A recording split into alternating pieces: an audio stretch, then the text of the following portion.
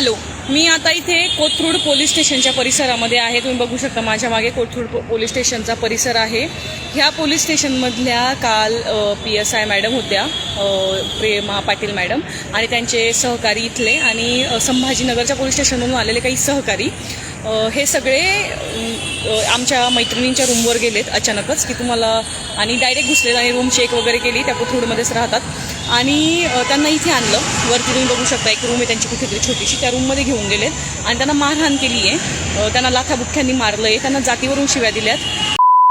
मग तुम्ही असंच वागाल, तुम्ही पोरी पोरी एकट्या राहता, मग तुम्ही पोरांसोबत तुम्ही का, तुम्ही पोरी पोरी राहता म्हणजे तुम्ही असाल, आणि तुम्ही उत्तरं देता. याचा अर्थ मग उत्तरं देताय तर म्हणजे तुम्ही लई शहाण आहेत आणि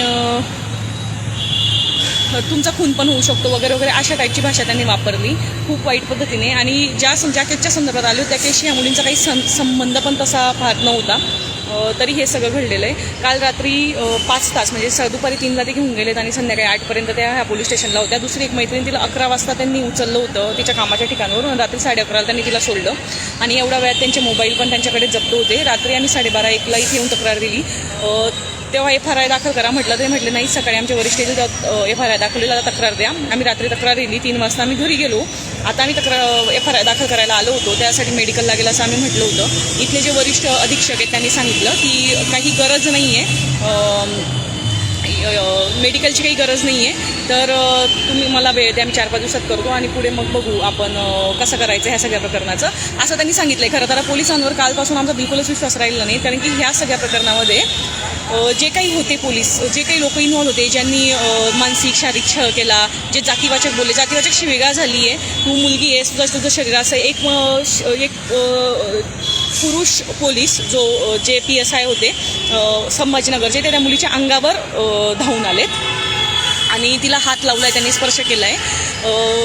तर हे सगळं घडलेलं असताना आमच्या पोलिसांवर बिलकुल विश्वास राहिला नाही आहे. आम्ही आमच्या पद्धतीने जे करायचं ते करू. हे इथे जे कोणी बघतायत किंवा महाराष्ट्राचे मुख्यमंत्री आहेत, गृहमंत्री आहेत आणि इतरही सगळे, की फक्त मुली दलित आहेत म्हणून त्यांना उचलणं, कुठेही घेऊन जाणं, विना वॉरंट त्यांच्या रूममध्ये घुसणं, त्यांचं झाडाझडती करणं, रँडम लोकांना त्यांच्या रूममध्ये घेऊन जाणं, त्यांच्या रूम मालकांना कळवणं की ह्या पोरी असं वागतात, पोरांसोबत ही भाषा वापरणं, ह्या सगळ्याचं तुम्ही काहीतरी ह्या सगळ्याकडे काहीतरी लक्ष दिलं पाहिजे. हे वागणारे तुमचेच ब्युरोक्रॅट्स आहेत, तुमच्या सिस्टीममधले लोक आहेत, त्यांना जरा सांगितलं पाहिजे की हे म्हणजे ह्या मुलींकडे ह्या दूरून आल्यात आणि यांच्याकडे काही ताकद नाही आहे लढायची किंवा ह्या काय करतील, असं जर तुमची मानसिकता असेल तर याच्याबद्दलही तुम्ही विचार केला पाहिजे. आणि मुलींची सुरक्षितता आपण म्हणतो, तर मग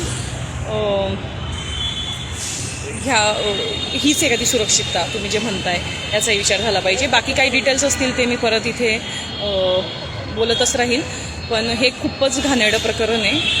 आपण आताच बघतोय की दलित मुलाला चौकशीसाठी आत घेतलं आणि त्याचा खून होऊन गेला आहे. असंच दलित 3 पोरींना उचलून आणलेलं होतं, तर त्यांचं काही झालं असतं काल रात्री, जे आमच्या कॉन्टॅक्टमध्ये नव्हत्या, तर आज आम्ही काय केलं असतं हा पण एक मुद्दा आहे.